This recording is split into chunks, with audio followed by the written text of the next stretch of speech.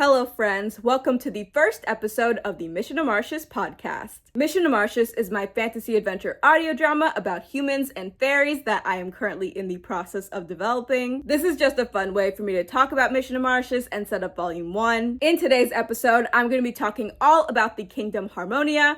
I wanted to start with Harmonia because this is where everything changes for many of the characters in the story, so I felt like it would really help me paint the picture of how everything begins. So without further ado, let's get into it. So Harmonia is one of the 6 human kingdoms in Renea, the fictional world that Mission to Martius is set in. Harmonia is the furthest east of all the Renean kingdoms, and it is the closest civilization to the barrier that separates the west and east hemispheres of Renea. I didn't really know where to throw this in, so I'm just going to talk about it now. The kingdom color for Harmonia is red. The royal family primarily wears red. The soldiers in the Harmonian military wear red capes. And red is just a generally popular color for civilian clothing, as you will see with a lot of the characters from Harmonia in Mission to Martius. So Harmonia was founded by Lady Abigail Aubert and Sir Benedict Magnus about 400 years plus, give or take, prior to the events of Mission to Martius. Very little is known about Abigail and Benedict's origins, but towards the end of their reign and as their son Prince Ferdinand was taking the throne, this was the age of fairy hunters in Renea. I'll talk more about this in a later episode, but basically, fairies in Renea had previously lived in isolation in the Enchanted Cove, but shortly after their existence was discovered by Renean humans, they became targets for their magic. Fairy hunters are exactly what they sound like. The hunters weren't like this big organized force. Some fairy hunters would form groups and alliances, and over time kind of became a little bit more of like a centralized force. But different fairy hunters had different goals and motivations for hunting fairies. Some wanted to use fairies for labor, others conducted experiments on fairies to see if they could harness their magic for themselves, and some killed fairies just because they felt threatened by their power. As you can imagine, this was a very violent and tumultuous era for the fairies of Renea, and despite there generally not being this larger fairy hunter organization, it became very clear very quickly which human kingdoms were safe for fairies and which weren't. So fairy hunters became, again, a thing towards the tail end of Abigail and Benedict's reign, but one of the last very significant things that they did as queen and king was to declare Harmonia a safe haven for fairies. This set this really important precedent for their son King Ferdinand and his successors, and to this day, Harmonia is one of the few human kingdoms where humans and fairies coexist peacefully. Well, mostly anyway. Fast forward a couple hundred years, the age of fairy hunters is over after the human-fairy war, which will also be talked about more in a later episode, and Harmonia is ruled by Queen Scarlet and King David. I will talk more about Scarlet and David and the royal family specifically in the next episode, but for now, I wanted to talk more about the general map and layout of Harmonia. The walls of Harmonia essentially create this oval shape where there are 4 gates: the northern gate, the southern gate, the western gate, and the eastern gate. These are the 4 official areas of how to get in and out of the kingdom. The gates are guarded by the Harmonian military, and each gate, again, acts as a checkpoint for people coming in and out of the kingdom. And so Harmonia is also divided into 5 districts, with the Harmonian castle at the center, and now I'm going to take you guys through all of the districts. Starting with the military district. This district is in the northwest part of Harmonia. In the military district, you will find a town hall. This is where the local council meets. There is the military base, of course. It's actually named after King Benedict because he was the one who established the military system in Harmonia as it exists today. This is obviously where the soldiers meet. This is also where they train the recruits who will eventually become soldiers in the military.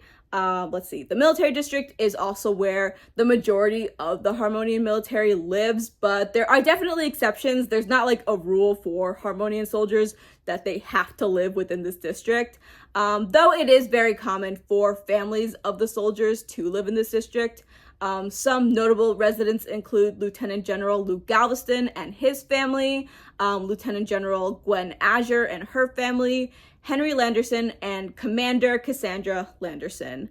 And in this district, you will also find an entrance to the evacuation tunnels that run under the kingdom. These tunnels were built following the Harmonian-Martius War, which we will discuss at a later time. Next, we have the Harmonian Castle. We will talk more about the castle in the next episode, but obviously, it is home to the Harmonian royal family. It's also where the larger Harmonian council meets. The castle is located, as I said before, at the center of the kingdom. The most direct way to get to the castle is from the western gate, and the castle is surrounded by a classic moat. Something that I didn't mention before is that Harmonia's geography is pretty much flat land. They have the barrier, again, that separates the west and eastern hemispheres of Renea to the east of the kingdom, but that doesn't really affect Harmonia's geography all that much, and it doesn't really provide any sort of like natural protection because most people don't really come from the eastern gate anyway. But basically, there is a moat around the castle because Harmonia doesn't really have any natural defenses.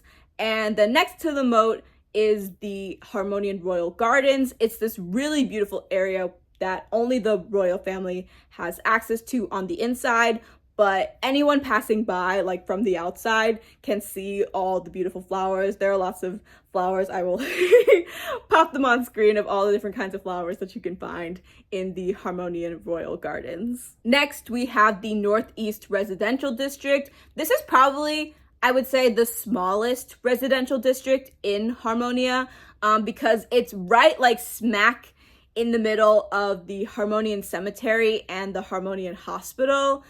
Just like the military district, the Northeast Residential District has a town hall for the local council and an entrance to the evacuation tunnels. Next, we have the Harmonian Cemetery. I haven't come up with like a measurement of how large it is exactly, but it's a pretty substantial space.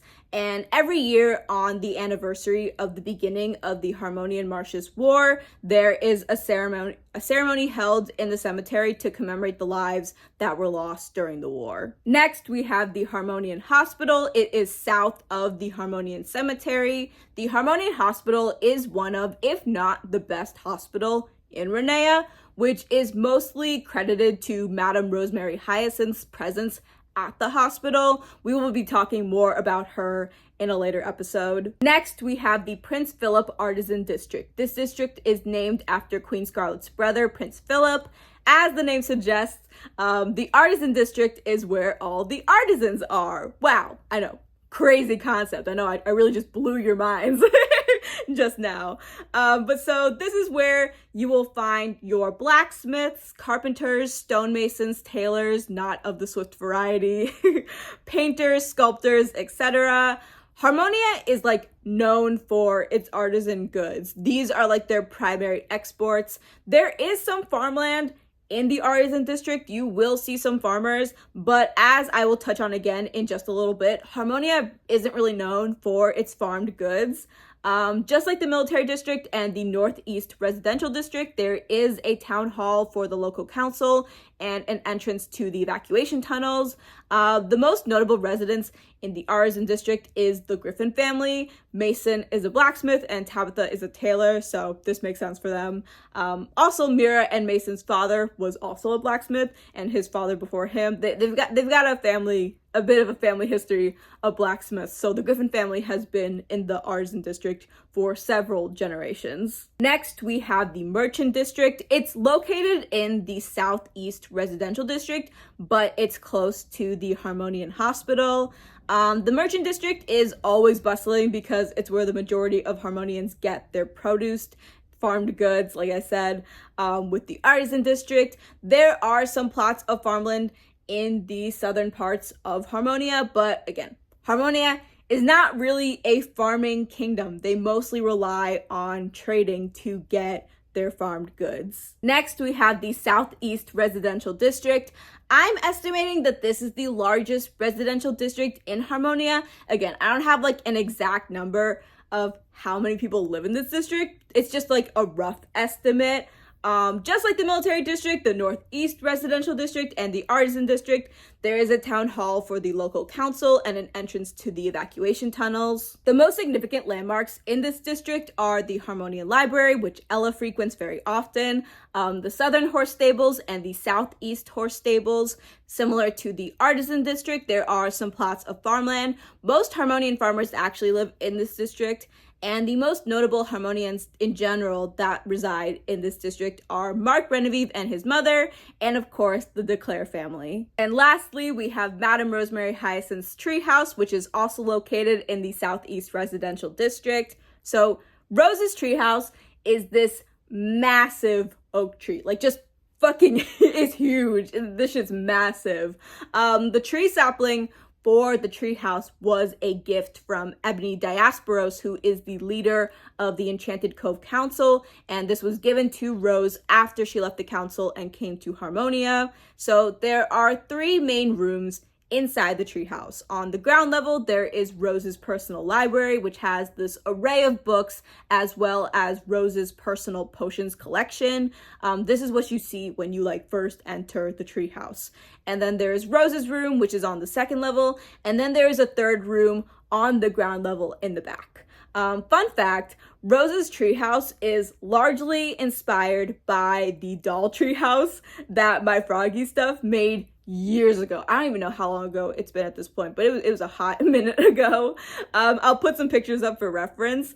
Ever since I saw that video, I knew that I wanted Rose to have a treehouse. All right, that is all I have for today's episode of the Mission of Martius podcast. Thank you guys so much for tuning in. I realized that I went over a lot in today's episode, but believe it or not, this episode and the episodes to come are all actually spoiler-free. Again, this is really all just meant to be world building and setup for volume 1. So nothing that I cover in this podcast is going to spoil the events of Mission of Martius. Next episode is coming out July 31st, and that is when I will talk more about Queen Scarlet and the Harmonian royal family. If you have any questions about Mission of Martius, feel free to leave them down below in the comments. I will do my best to answer them.